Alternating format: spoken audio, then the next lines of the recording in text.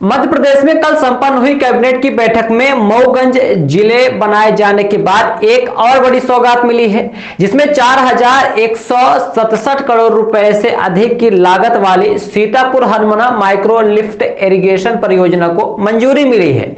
पूरे मामले में क्षेत्र विधायक प्रदीप पटेल की माने तो इस महत्वाकांक्षी योजना से मऊगंज विधानसभा में 350 से अधिक गांव की 1,50,750 एकड़ से ज्यादा रकबा की सिंचाई हो सकेगी। कैबिनेट की मंजूरी मिलने के बाद जल्द ही इसमें काम शुरू होगा। इस परियोजना में उत्तर प्रदेश बिहार जाने वाले पानी का 25% हिस्सा रीवा सीधी के कुछ भाग के साथ ही सबसे ज्यादा इसका लाभ मऊगंज विधानसभा को मिलेगा। इसको सूखना पड़ेगा।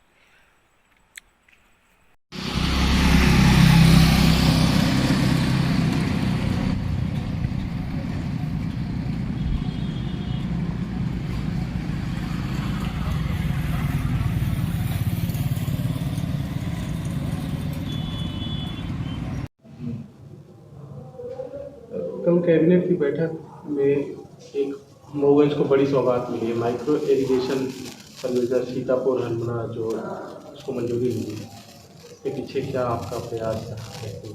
देखिए, मैं सरकार का बहुत बहुत धन्यवाद करता हूँ कि माननीय मुख्यमंत्री जी मध्य प्रदेश की सरकार ने कल कैबिनेट में इसको मंजूरी दी। सीतापुर हरमना लिफ्ट इरिगेशन ये प्रपोजल तैयार हुआ और इस प्रपोजल को टेक्निकल स्वीकृति मिली। हमारे पूर्व सरकार में माननीय मुख्यमंत्री जी रहे, उन्होंने इसको यहाँ पे घोषणा करके किया था और इसमें लगभग हमारे मऊगंज विधानसभा क्षेत्र के 353 गांव और उसमें 1,63,750 एकड़ ज़मीन ये सिंचित होगी।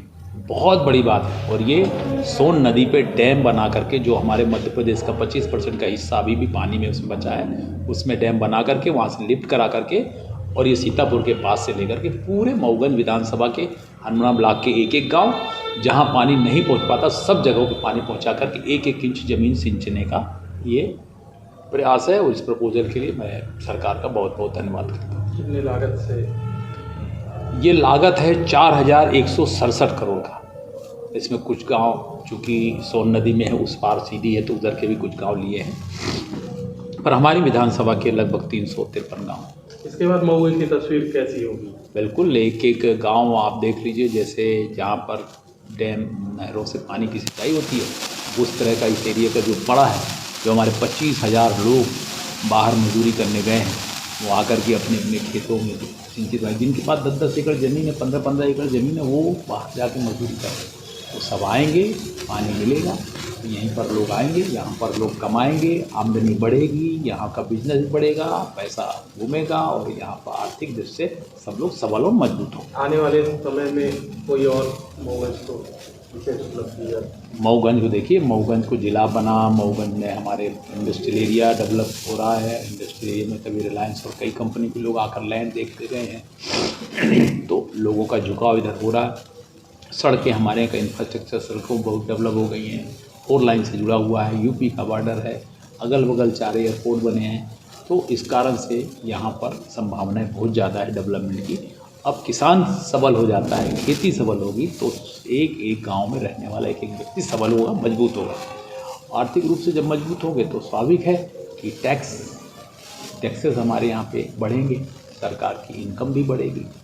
जब क्रय शक्ति बढ़ेगी तो हर खरीदी में टैक्स होता है, तो सरकार के पास टैक्स का कलेक्शन भी, हमारे यहाँ से रेवेन्यू भी काफ़ी जाएगा।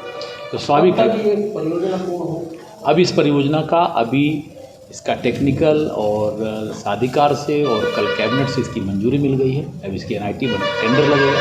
टेंडर लगने के बाद किस काम में कितना समय लगेगा उसके बाद तय। क्षेत्र की जनता को आपने बड़ी सौगात दी, बहुत प्रतीक्षित जिला।